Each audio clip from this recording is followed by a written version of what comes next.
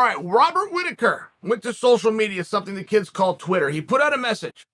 And the picture's worth 1,000 words. He's standing there, he's wrapping his hand with a glove, but the caption says, Skinny Rob might be coming back sooner than expected. That's interesting. First off, he was in third person, which was interesting. It was his Twitter with his picture with a message about him, but he didn't say, I liked it. I'm not teasing him. The whole thing was very interesting. Skinny Rob, what's this about? So I go back and I look up Whittaker's career. I could tell you everything about Robert Whittaker. I have told you guys everything about Robert Whittaker. Robert Whittaker came through the Ultimate Fighter when they were doing the Aussie season, won the whole thing. I even remember the yellow jersey that he had, and stormed his way through the UFC at middleweight. Well, no, that's me misremembering. He used to fight at welterweight. Now, I've been an advocate for Whittaker getting the hell out of the weight class. Whittaker is in this weird purgatory, and two guys are in it. Colby Covington and Robert Whittaker. It's the same guy. The same guy who was clearly the number one ranked guy, clearly the number one contender, and clearly the biggest threat to the title, can't get the shot at the title. Very unique. Okay. So I wanted Whittaker to leave. I wanted him to go follow Paulo Costa's ass on up to 205. I wanted to get out of the division, go to 205, which is just starving for some revival. Just starving for new names and new storylines and new top guys. Great. Well, sounds like Whittaker isn't totally against what I'm thinking, changing weight classes. He's just thinking about going down. He used to be a 170 pounder. You guys know that? I didn't remember this. So let's just say that that's the case. Now, when I see Rob Whittaker, I see a big man. I see a fit man. I don't know where he's going to find that weight. And when I'm around Robert Whittaker, which is outside of weigh-in day, he's in the 90s. He's in that 96, 197. He's a good, legit-sized middleweight. I don't know where he's going to find 15 pounds. So I'm not ready quite to predict for you that he does do that. But the mere fact that his mind is thinking about it is interesting. The mere fact that he put out a tease today, don't forget, anybody in life, and fighters are no different, if you're asking somebody for advice, you're looking for an accomplice.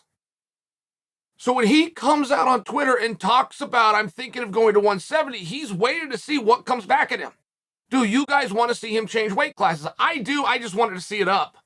But a guy's only as big as a guy is. Physically and mentally, a guy has a number in mind. Oh, those 205 pounders, they're just too big. I feel them in practice. I can't do it. Okay, we've got to take him at his word. I don't like the idea of a fighter getting older, going down in weight. Historically speaking, I don't see that working out overly often, though Jose Aldo is breaking that rule right in front of our eyes. And if he did go down to 170, what's he going to do?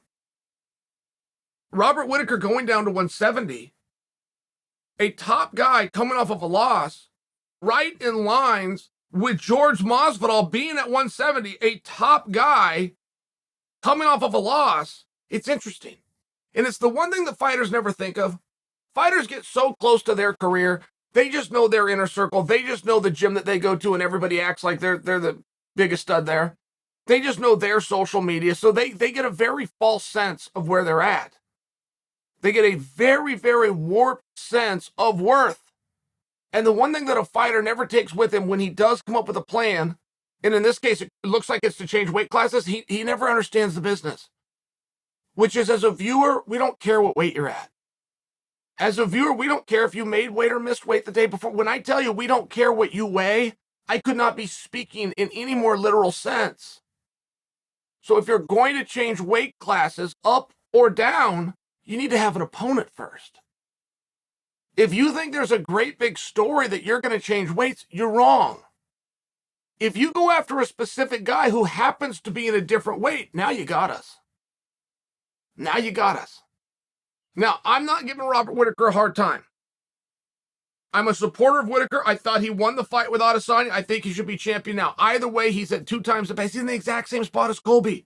So what do? You're probably going to have to leave the division.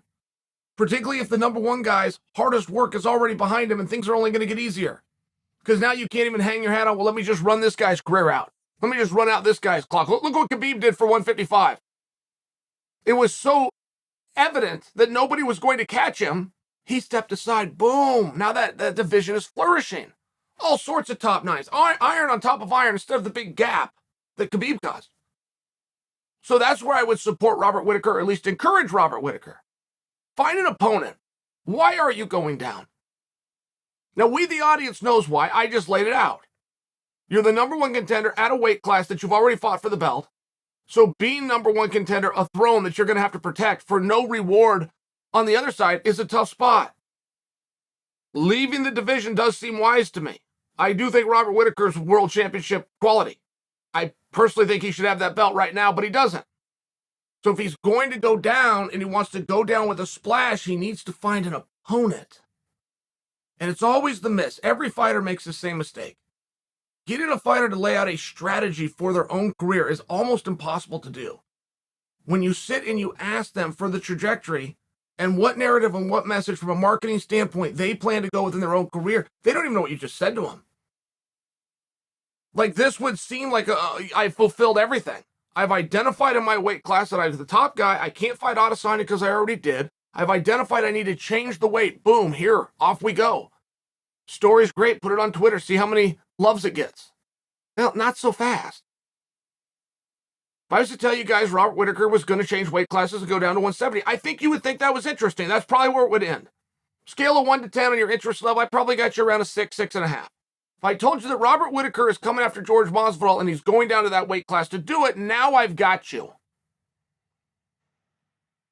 By the way, do you guys know why they're not ever going to contest the BMF belt again? I cannot believe I missed this one. Nothing gets by me in the world of MMA. I'm so curious about it. Generally, I'm the smartest guy in the room anyway. But if I don't know something, I know who to call. I could never figure out why they weren't going to contest that BMF belt. How do you send the BMF champion out there and you don't contest the belt? Now that I know why, now that I know the reason that they're not contesting, I can't believe I missed it. Do you guys know what I'm talking about?